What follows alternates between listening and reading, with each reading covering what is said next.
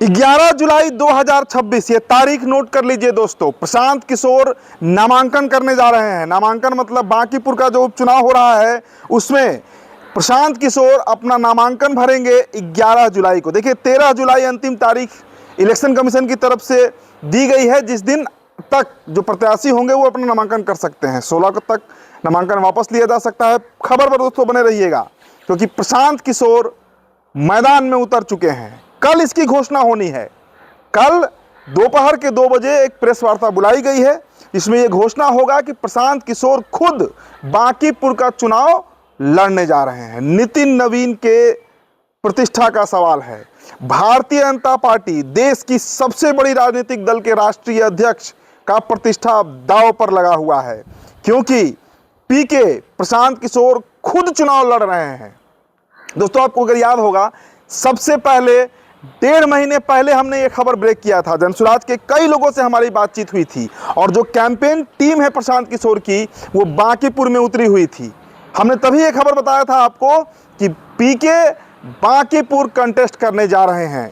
हालांकि उसके बाद कई मीडिया प्लेटफॉर्म पे ये खबर चला, लेकिन सबसे पहले ये क्रेडिट हम लेंगे कि हमने बताया था कि पीके जो है वो कंटेस्ट करेंगे। अब देखिए, कल दोपहर के 2 बजे प्रेस वार्ता बुलाया गया है। तमाम मीडिया हाउस को नोटिफिकेशन गया है, जो प्रेस विज्ञप्ति होता है, और कल घोषणा होना है कि पीके लड़ेंगे ये चुनाव। अब नितिन नवीन का आप समीकरण समझिए। हमने आज सुबह आपको खबर बताया था कि नील रतन घोष का नाम लगभग तय हो चुका है, बस औपचारिक घोषणा होने की देर है। अब वो घोषणा हो सकता है कि आज रात में हो जाए, कल हो जाए, परसों हो जाए, कभी भी हो सकता है। काय जाति से आते हैं, बुजुर्ग हैं। बुजुर्ग मैं इसलिए कह रहा हूं क्योंकि वो 70 साल के हैं, अप्रोचिंग 70 साल के हैं। 69 उनका एज हो रहा है। तो एक डमी कैंडिडेट के रूप में ही देखा जा रहा है नील रतन घोष को, क्योंकि भारतीय जनता पार्टी का एक देश का सबसे मजबूत सीट आप कह सकते हैं। बांकीपुर पिछले 40 सालों से बीजेपी के पास रहा है। 2010 के परिसीमन के बाद बांकीपुर बना, उसके पहले ईस्ट पटना था, सेंट्रल पटना था। वो सीट जहां से नवीन सिन्हा लगातार चुनाव लड़ते आए, जीतते आए। उनके निधन के बाद वो सीट खाली हुआ, उपचुनाव हुआ, नितिन नवीन उतरे, चुनाव लड़े, जीते और लगातार ही जीतते चले गए। बांकीपुर वो सीट है जहां पर भारतीय जनता पार्टी का प्रो इनकम्बेंसी चलता है, एंटी नहीं। हर साल, मतलब जब चुनाव होता है 5 साल पे, तो वोट प्रतिशत बढ़ते जाता है। 59% 2015 में था, 62% बढ़कर 2020 में हुआ, 3% और बढ़ गया 2025 में। करीब करीब 1 लाख मत मिला था नितिन नवीन को, 97,000 वोट। 50,000 वोट कम थे उससे राखी गुप्ता, जो महागठबंधन की प्रत्याशी थी।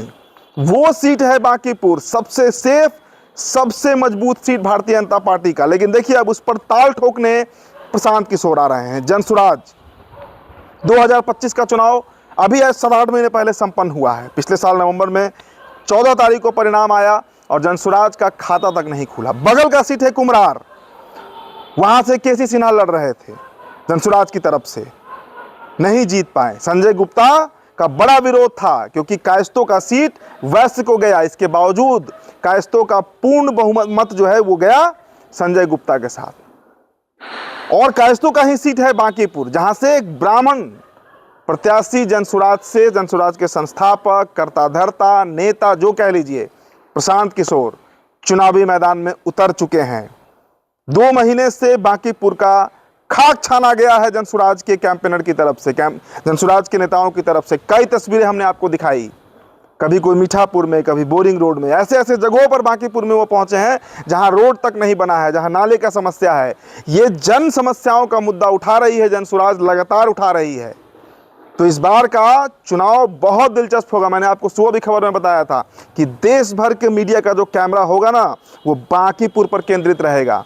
एक तरफ भारतीय जनता पार्टी के राष्ट्रीय अध्यक्ष नितिन नवीन, दूसरी तरफ जनसुराज के संस्थापक प्रशांत किशोर। सीधी लड़ाई है।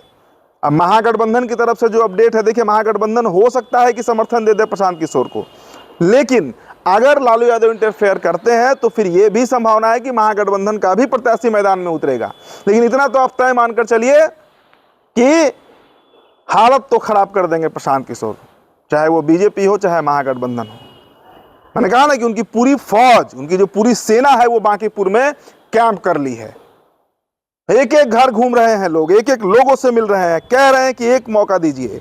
एक मौका, अगर सदन पहुंच गए, विधानसभा पहुंच गए प्रशांत किशोर, तो विपक्ष का आवाज बन जाएंगे, हर मुद्दे को उठाएंगे, निरंकुश सरकार पर अंकुश लगाएंगे। कई बातें हो रही हैं, तो इंतजार कीजिए। लेकिन ये खबर आपको हम दे दिए हैं, अपडेट दे रहे हैं कि 11 तारीख को, 11 जुलाई 2026 को नामांकन होने जा रहा है प्रशांत किशोर का। फिलहाल दोस्तों इस खबर में इतना ही। मेरा नाम उदित तारण है, बहुत बहुत शुक्रिया।